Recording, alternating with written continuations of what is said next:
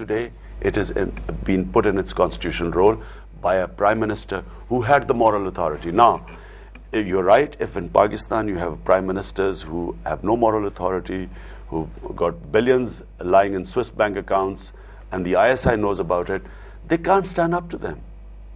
You know, there are three A's which are very important in Pakistan, and I'm sure you've heard of this. There's Allah, there's the army, and there's America. We've discussed the first two. Despite having traveled the world as much as you have, you're perceived as being very anti-America. And Americans are very wary about the possibility of an Imran Khan government in Pakistan.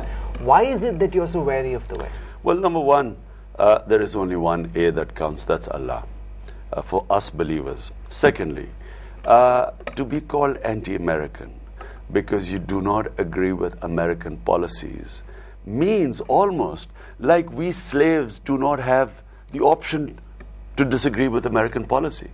If we disagree with American policy, we become anti-American.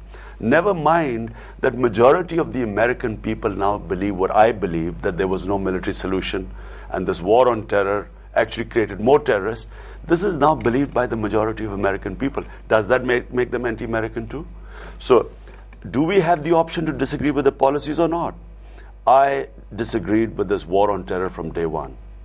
Time has proved that I was right. There is now no military solution. That's why they're talking to the Taliban, which is what I said in the first place. Now, to call anyone anti-American, someone like me who has seen the world, how can you be anti-people?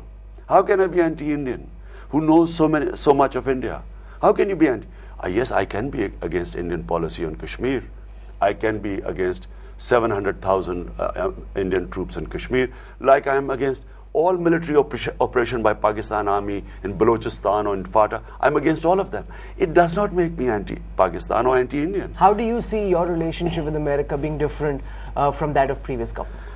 Imran Khan's Pakistan will never, ever have a master-slave relationship with the US or any other country. We want a dignified relationship based on dignity and self-respect. We do not want any aid because when you take aid, not only do you lose your dignity and self-respect, but something bigger happens. You do not make the reforms that are needed in a country to fix your balance your revenues with your expenditure. You end aid becomes something which ends up you glossing over the reforms that are needed in a country. So therefore, we want to stand up on our feet. We do not want ever to be a client state. In this case, the humiliation of being perceived as a hired gun, being given money to fight America's war, we don't want that relationship. We want a relationship of dignity and self-respect like the US has with India. We want a similar relationship.